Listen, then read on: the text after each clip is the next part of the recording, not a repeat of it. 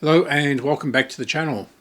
This week I've been doing a bit of welding and building some shelves, which you'll see in coming videos as I rearrange and finish it all off. This week's radio was particularly frustrating. It has three probably dead valves, although they test okay and they work okay, but one of them is very noisy. There's also another major problem with the radio, and I'm not sure that I want to fix it. At the end of this video there is a little bit on my well, what would you call it, my Illustrator skills, doing a new dial for it, and yeah, it was a really frustrating radio which took far too long, given that it didn't cost me anything to buy in the first place. It was a giveaway, it wasn't working, and he just said have it. So yeah. Another thing is that it's 100 years of radio coming up, broadcasting in Australia. They started up in Sydney around about the middle of November. The date is slightly in dispute. It's been changed around a number of times over the years. Different people have said different things. So if you're in Melbourne in September, why not come along to our Radio Fest?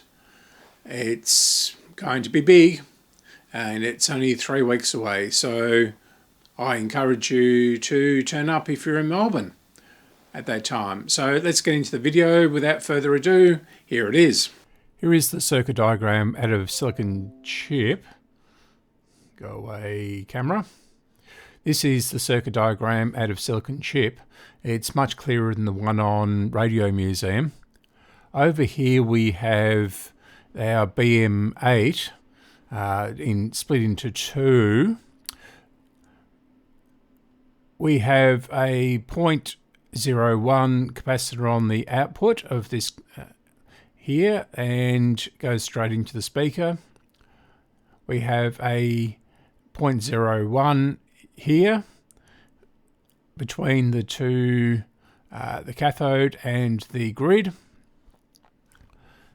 And that's about it for the amplifier. There's very little else to it apart from the power supply B+. Over this side we have a 0.01 to the wiper of the volume control, and then down here we have a 0.047 for the aerial to ground. That's about it really. There's BE6 and the 6N8, which are fairly standard, mixer oscillator and IF valves. Down here we have our very simple power supply, just a half-wave rectifier with two smoothing capacitors.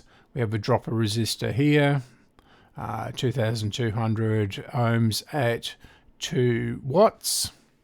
And that's about it for the radio. There's just a couple of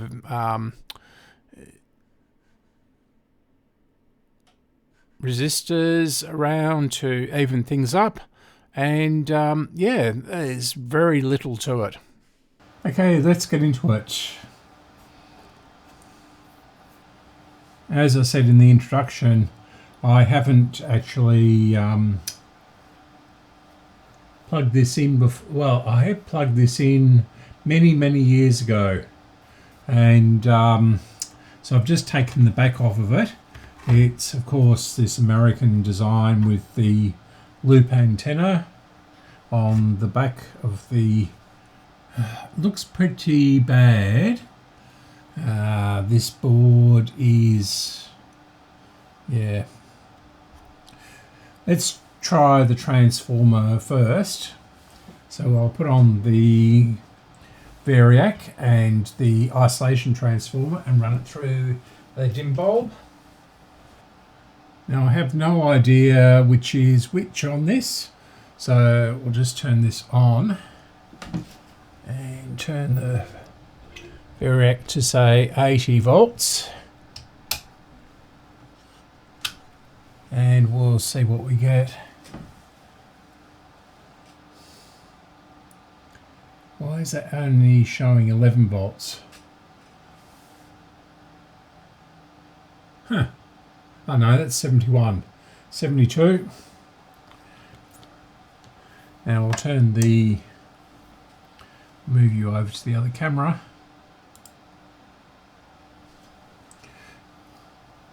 And turn this on. Hopefully you can see that. Hopefully you can see that. Now, what I'll do is, I might just test this without killing myself.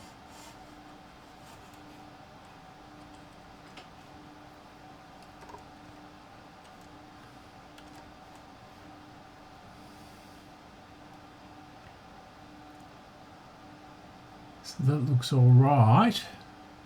That's the heater output. And that looks like the negative, the supply.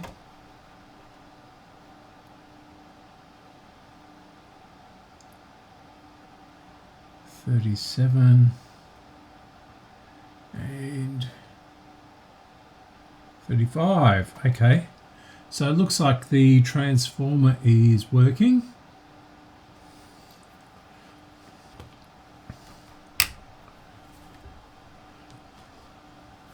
So what I'll do is I'll bring this up and see if we get any noise out of it. We're getting some noise, amazing.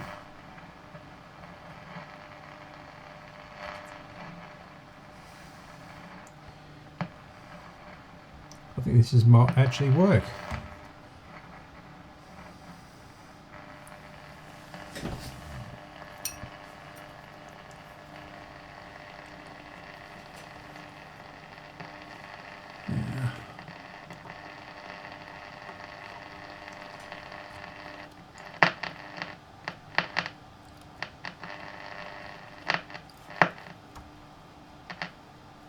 I've got something loose.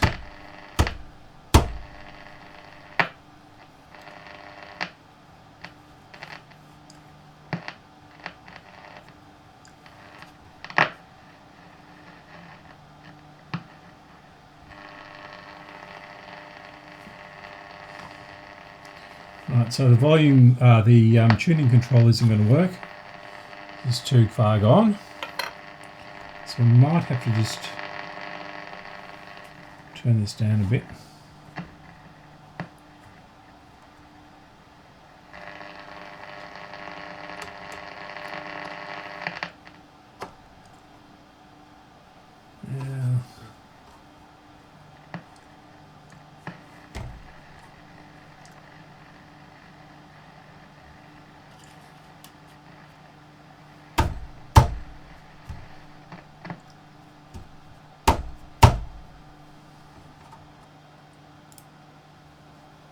I can't actually turn this manually because the high voltage is just there, and I'm nowhere near that. But this one actually maybe this. Okay, so we know at least sort of works. So what I'll do is I'll take it out of its cabinet, the board, and I'll clean the board up a bit. And I think there's two electrolytics. There's one right down in there, and there's another one here. This one only seems to be a low voltage one. It's marked as 150 volts. So, yes. And of course the valve sockets are going to be filthy dirty, aren't they? But it is at least making a noise. Okay, I'll take the circuit board out and I'll be back. So this cap is a 50 at 200 volts and this is a 47 at 600 volts, so that is more than adequate, and it's roughly the same size. This is just marginally smaller, so I'll put that in. Trying not to disconnect the antenna. The bottom of the circuit board looks okay. Is that, yeah, so a little bit of marking down here. That's just mud or dust or something. So I'll clean all that off and we'll see how we go. I'm not expecting this radio to perform at all well. I don't think it's a great radio. Being basically an all-American 5-3 valve job. And in fact, is that Philco written on there? No, it's not Philco. It's RL, yeah. Okay, it is a Philco design, licensed from Philco America. I'm just using isopropyl alcohol and the red is coming off of it. So yeah, not good. But anyway, I've cleaned it off somewhat and it's sort of respectable now. I think that's just flux there, and yeah, that's definitely sticky. So that's definitely flux. Yuck. It's like chewing gum.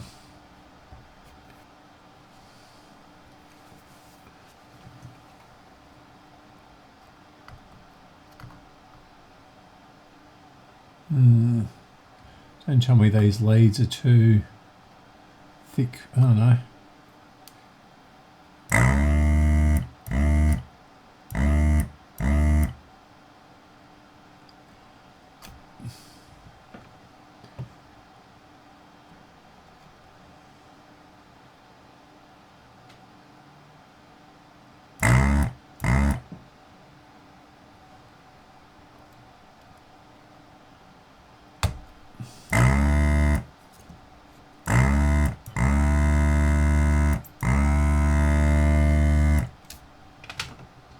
Is it going to come out? Yes. Okay. So we're going to take this out. And it's good old Duke on. We'll see if this capacitor needs changing, but this resistor I should say. So it looks pretty bad. I'm not going to bother cleaning this up too fussily because it's not worth $5 this radio, even when it's working. You'll see when I do a Pi Ranchero in a couple of weeks how much better the Pi is than this. I won't say that word, but this isn't a very good radio. Right, that's in. So I'll just tidy it up a little bit. Those, because they're nice and thick and they're useful for bridging things.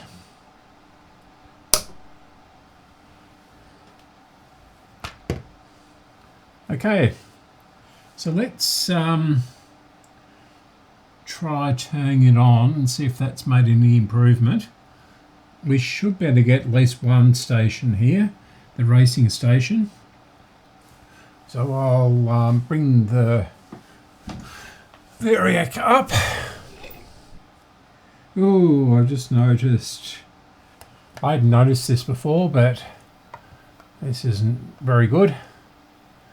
The cloth is showing through, and it's a pretty rubbish plug anyway. Must be, yeah, at least 55 years old. This looks like a 1960s cord. So we'll just keep our fingers crossed that the cord isn't damaged inside.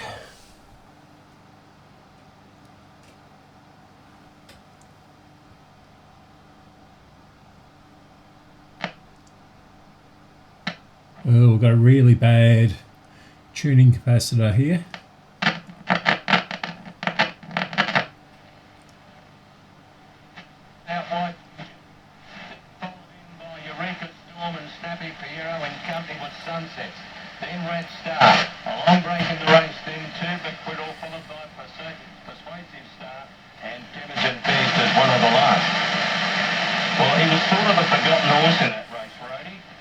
Well, it's loud, I can say that for it.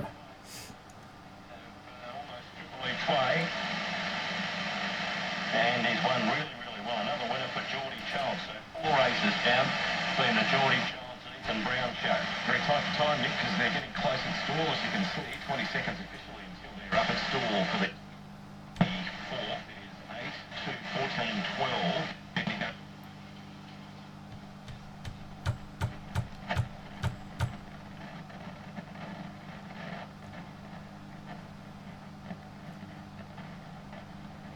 We've obviously got something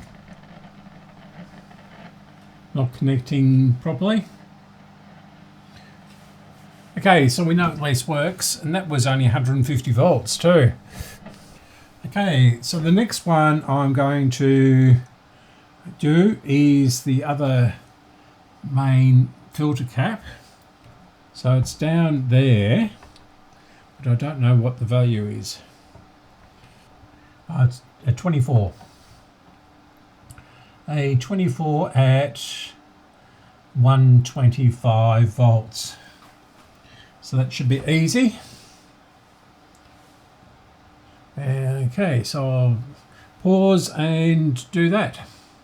Okay, here we go. So I'll turn on that and that. And slowly bring up the variac.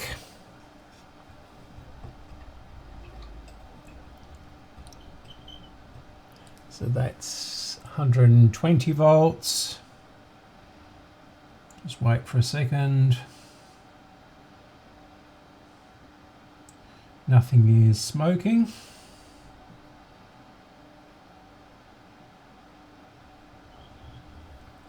Bring it up again to about 100 or maybe 200. Oh. Would help if I put that 6BM8 in there.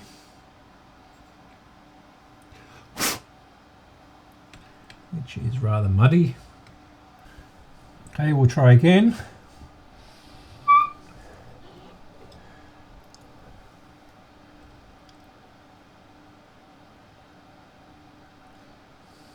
So that's just on 200. And give it a minute or so to warm up.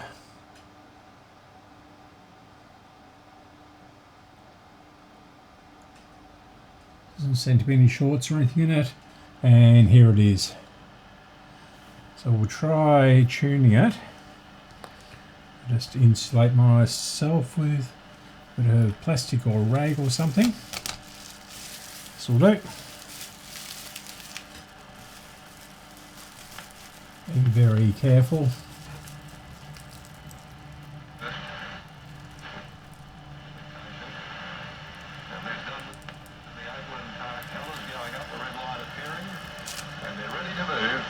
Race number 3. This is the Tom's Joy Maiden. They're off and they're racing. And it was the former Kiwi Apogee who won the start. He's Archie Five. So there's a lot of noise on it. And 5 down is going to cross them now. Burns over to the rails and draws a length and a half very quickly. Going up around the outside. Next of all is Move this around.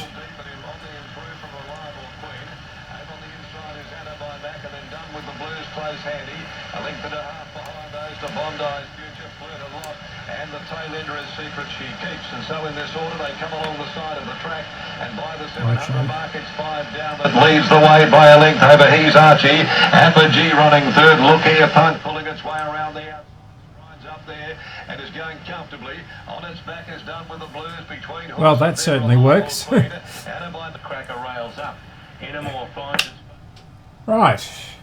So, yes, we'll have to adjust the trimmer, and I'm going to try modifying this with a couple of tricks that were in a very, 22 years ago issue of Silicon Chip on this radio. And there's a couple of tricks to make it a bit more sensitive at the lower end of the dial. It's very, very much top heavy at the top of the dial. Okay, so I'll replace that cap there and that one down there. And I'll be back in a couple of moments. I've replaced the final cap. There's only 2 in here, so 2 paper caps and 2 electrolytics. Yeah, it couldn't be any more basic. And I've done a bit more cleaning, especially this one up here. What I'm finding though is I'm beginning to rub the paint off the top of the board in places, so I'm not going to really clean it up. What it really needed was the board to be completely disassembled and dipped in something and then just left to soak. It's probably all kitchen grease and things like that, as these were designed to be used in the kitchen. Now there's a lot of noise on it, and I believe it's either the output or the middle valve, which is known to be very, very noisy. So I'm not too worried about that. But if we can get the sensitivity up again by modifying it, yes. Now that big resistor down there is a 2200 ohm. You probably can't see that. That's yeah, it's exposing on the cabinet. Is it any better? Yeah, a little bit. Okay, so this is a 2200 ohm resistor down here at 2 watts. So I really don't know quite what to do with that. JCAR still hasn't opened up in Ballarat yet, and that's something like 9 months after they were supposed to open. They've got to go through VCAT and all the appeal process, which is basically VCAT is basically a civil planning court. Yeah, long story. Anyway, what I'll do is I'll clean up this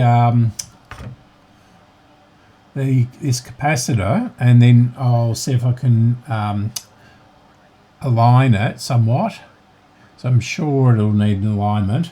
Also clean up the valve sockets and the valves and this coil here. But it's not by brands like HiFi Linen House and Tontine. Harris Scarves, great brands, great prices. And that's the latest RSN racing and sport traffic. Pistol, not with any gate speed. So that's much better. Got past it, and the intern, the plate. I have to be really careful there because the power switch is on the back of these on-off volume controls, and it's easy to get zapped off the back of there. So there is a 47 picofarad on pins 2 and 3 of the 6BM8, and I'm going to make a shield for these two valves here. We'll just try one at first, but the problem I'm having with it at the moment is shorting plates.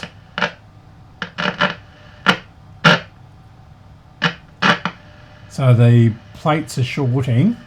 I'm not sure quite how to fix that because I've already cleaned the plates and that doesn't seem to have done any good, but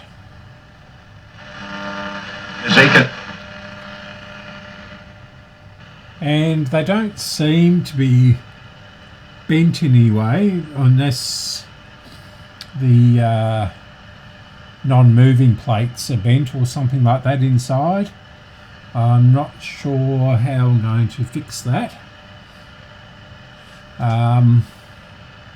They don't look bent, although the outer one was quite tight. So I guess I could bend that one slightly. Not sure how I'm going to get in there though. So it'll be down the bottom or halfway, and I'm not going to be able to get anything in there to do that. So I'll just try and clean this again.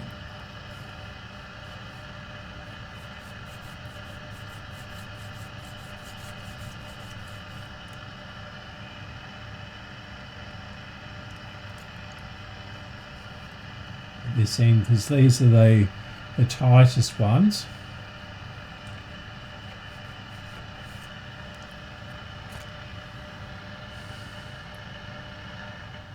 Quarter, third, fourth quarter.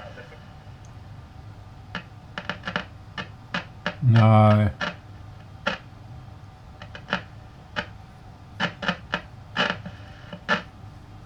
Be very careful here.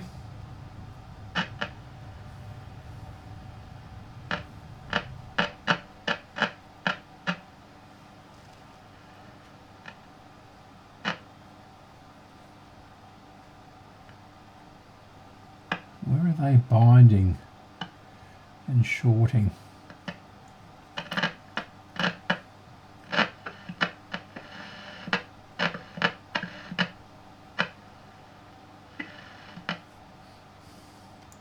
So otherwise I won't be able to align it. Actually, I think that one, is it touching there? It may well be it.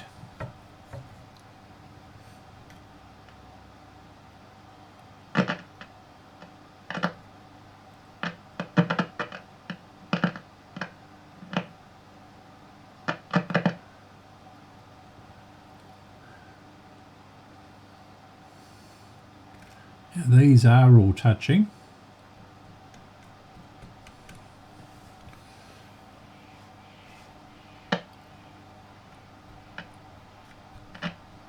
So that is a bit better.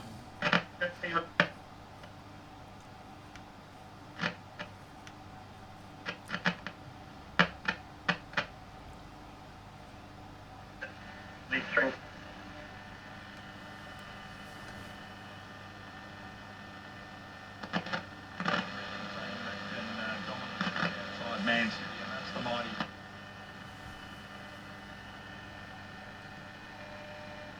strong Newcastle. The market.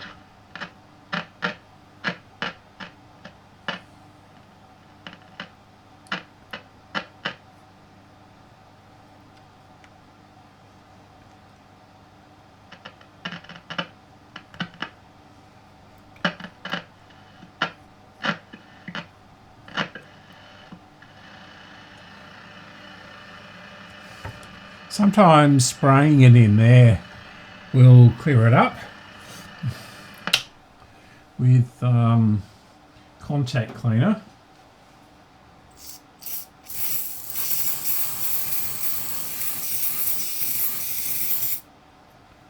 Just let that dry. Slightly better, but it's still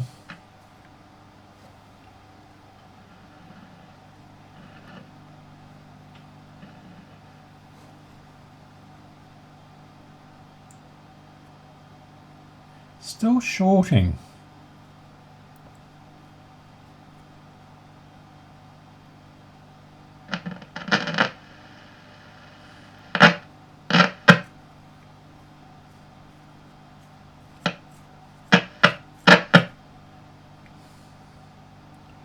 That is hurting my ears. Don't know what to do with that. So I can't actually get in to bend the plates.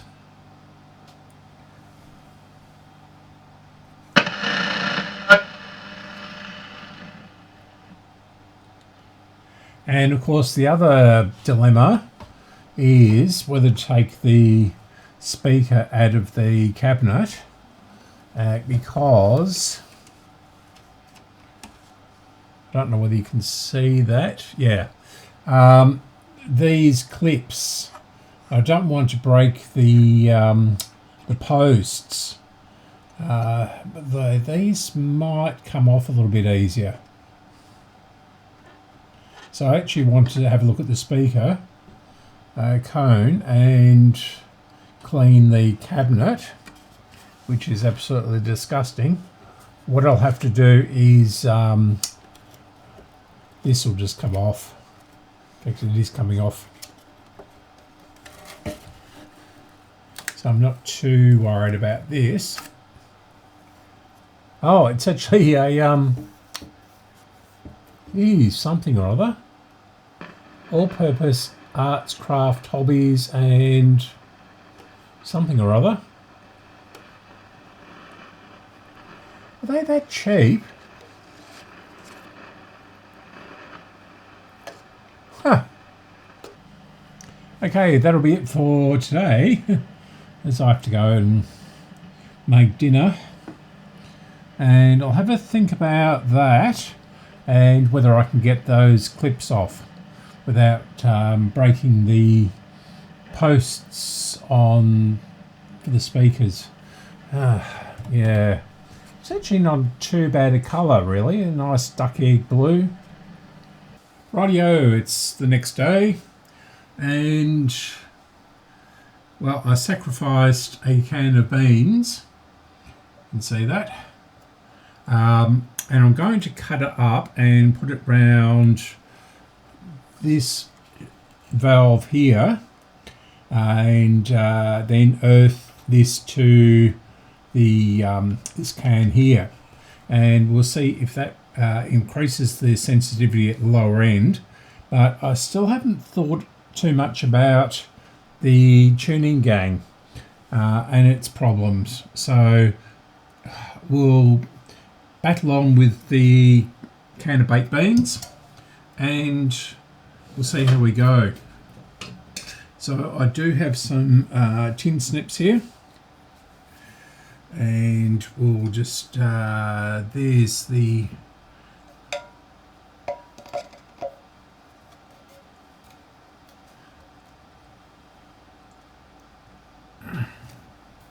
may have to do this outside with the vice and everything like that. I suspect that once I've got through this initial top part of it, there we go.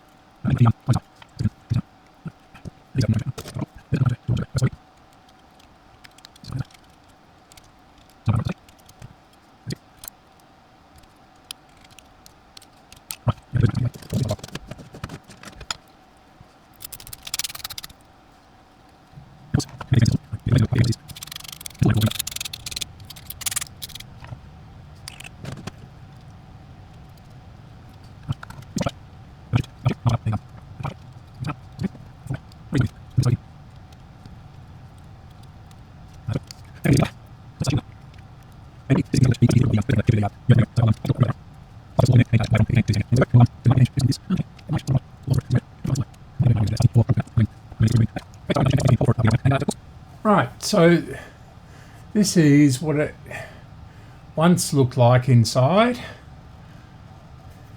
and as you can see, the top and the sides are almost brown.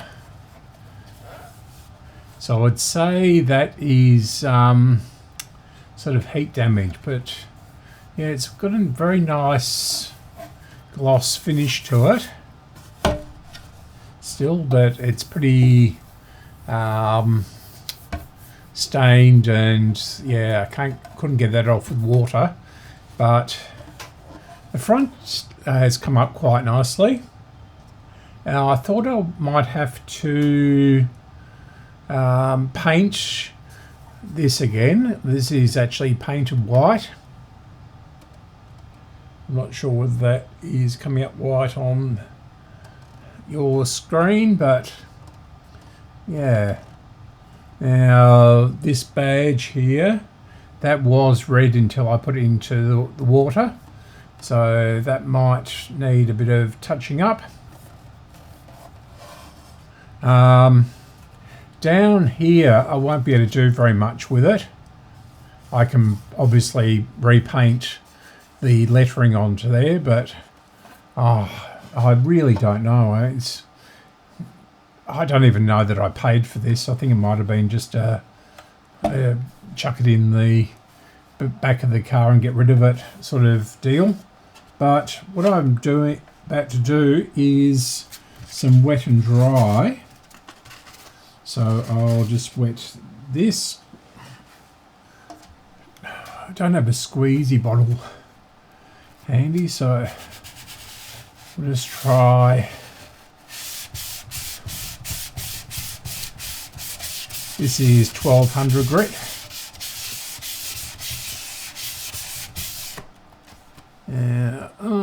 Actually the brown is coming off a little bit.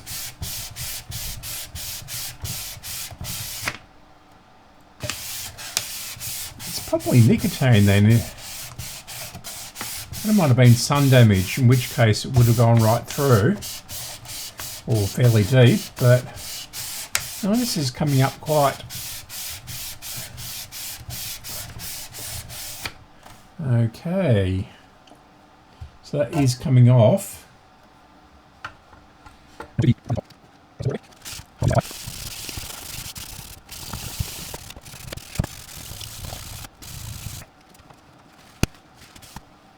Yes, so as you can see, that is brown. So I think if I work at this, it'll come back to its original colour.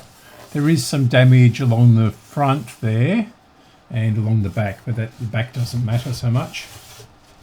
And there is, actually that's not even that deep, that burn mark. That'll polish out quite well.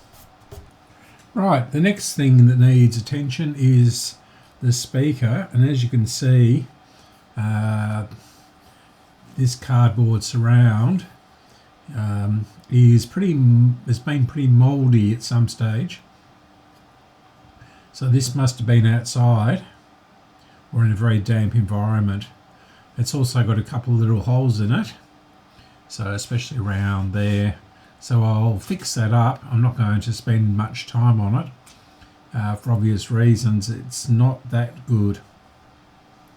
So I'm expecting lots of smoke, so I've had to really drown it in flux to get it to stick.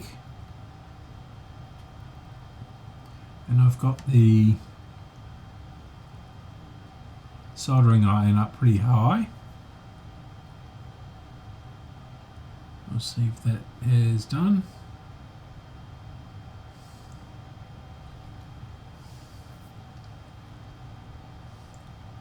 Yep. So that is attached.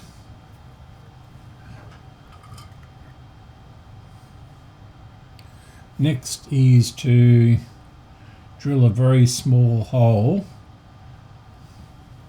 in the IF can. Oh, and by the way, this speaker is the 3rd of December 1963. So that's very early in these production. These were available from 1963 to 1969. Yeah, very early build on this one. So maybe it is worth saving. Maybe it's the oldest one around. Who knows?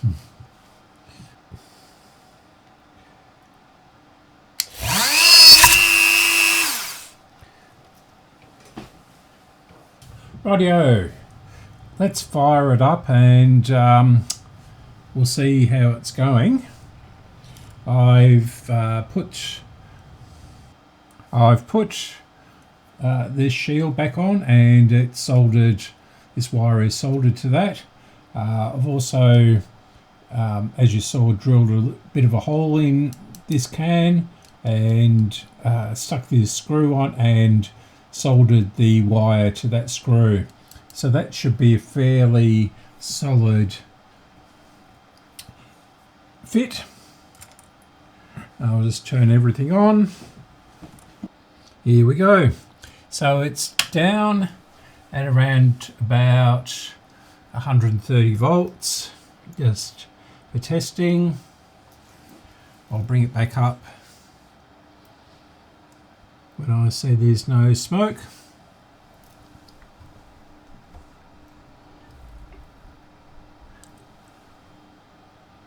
So that's 230 unrestricted.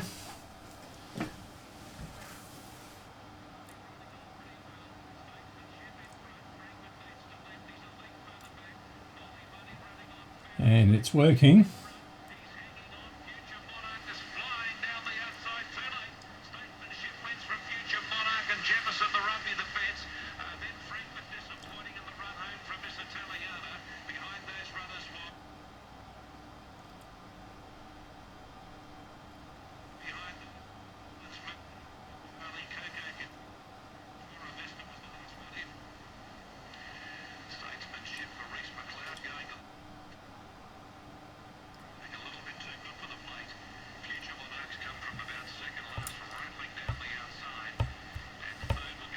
Well, that's an improvement.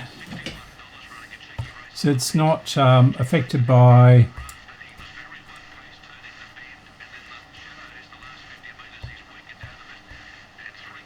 me touching the aerial.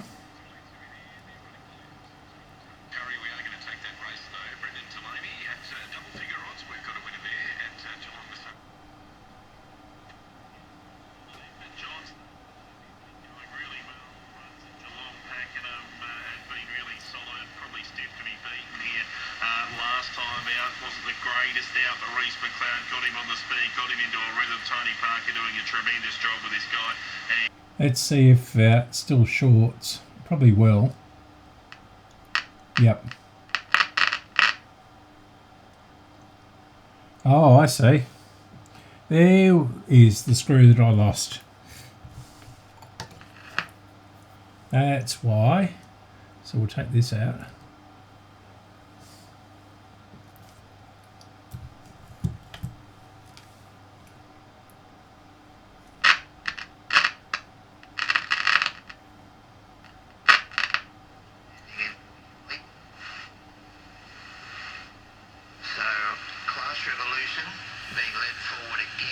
It's still very, very noisy. as you can hear probably. Quarters, and they've locked it in. Starter moves out front. Tuncurry race 4. Miss Maserati the So we'll do a little bit of tweaking Salsa back, offered racing. Duke of Jays began well with Cat's Quarters. and see if we can make it Barcelona any Express better. together with Gandolfini. A charge. Feeney second last of all, Northern Boogie. So this is the oscillator. Well, Barcelona Express was giving plenty of cheek, but had been claimed by Miss Maserati. 12, 1, 11, 7. Interim numbers after the fourth event. 12, 1, 11, and 7. Miss Maserati first in a time of 1:11.91. Miss Maserati. But that's done nothing. 11 and 7, those details in just a moment at Curry. At Hillsville, it's all clear. Mildura, it is all clear. 9, 8, 4 and 2. I've given you those at Geelong. Number 4, Statesmanship, Reese McLeod, $10.80 and $2.40. 8, Future Monarch at $2.70. 1, Jefferson, $9.70 the place, and 12, Frankfurt. I'll do this properly in a minute. $41, Exacta 83, Trifecta 2,594, and the first four $18,879. Running number 5 and 4 paid $40. The late scratching was number 7, and the sum was 12. Frankfurt the favourite between 4th and dinner there. From Lead Racing, independently voted number 1 ahead of 50 other racing services. Go to leadracing.com.au and get 2 weeks free trial. That's leadracing.com.au. Late scratching at Musselburgh. Go to race 6, take out number 2. Invest in love, race 6, number 2. Here's Reese McLeod. Congratulations, talk us through the run. That was pretty straightforward out front for you. Yeah, you're not there. We controlled it. He controlled really nice into the straight, giving you continuous time and late burn. Were you worried they were going to catch you late? No, he's picking up on the top of the straight. I don't think he was struggling, but he had enough to pick up. So last time he rating there, I mean, putting things alert, but he had time to bring to today. Yeah, I just sort of rode him similar. Yeah, he just got beat last start, so nice to ride with for someone like Tony too. Yeah, for sure, he's been long support, so he's got the rest of it. Alexander Tabler and Reese McLeod with racing.com. Now, Brendan, as I come to you for an early look, I've got a late scratching at Geelong just in. Race 4, Chilwara is out. Race 4, number 7 is a late scratching. Brendan, just an early look ahead of the 4th from you. This is the aerial trimmer. Race 5, we're up to Johnny, And that is really, really loose. top selection here, and second act is a horse that is a half brother to Stern Item, the champion chaser, who we see waltz in a crisp last week and on track for a national in a couple of weeks' time, and a couple of runs over hurdles in France. One run on the I can see why. over 2400, but Golden Gate is favourite. Back to James in Hillsville. Pacific Goldie winning John 240, 140, 170 John Rambo, 104 Viking, fourth in number 2.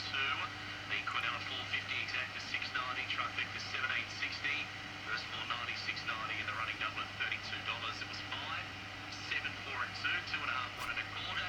And the all clear to come after race 10 to Pacific Goldie. Well, James, thank you. Here is the Queen of the Valley, the Magic Millions event. It's the Valley Matchmaker at Aha. Last three to get ready. 5, 1, 2, 3, the interim result.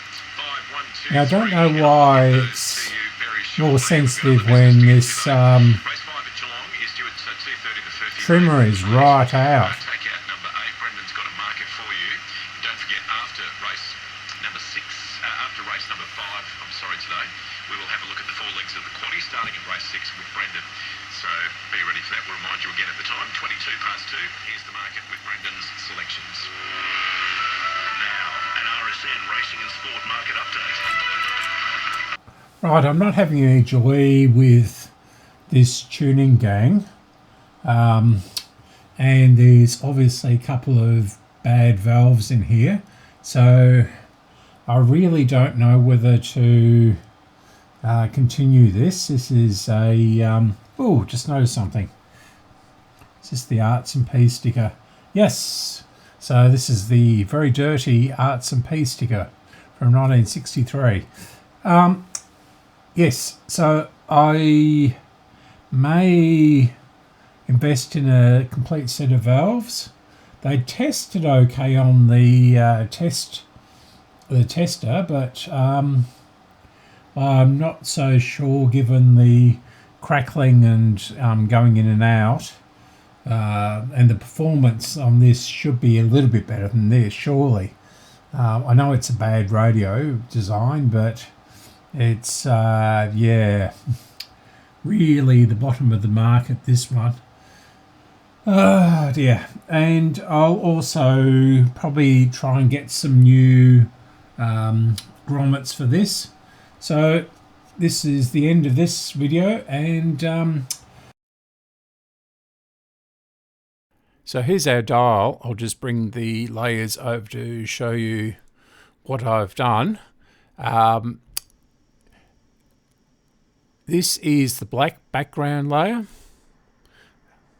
And what I've done is I've just made these with an outline, or a stroke as we call it, as Photoshop calls it, just to create a blank space in the middle. And this is the original, which I've traced over, which I probably should move this one over a bit, and so that'll be there. Yep. Then I've got the actual golden voice and highlighting, and there's the numbers,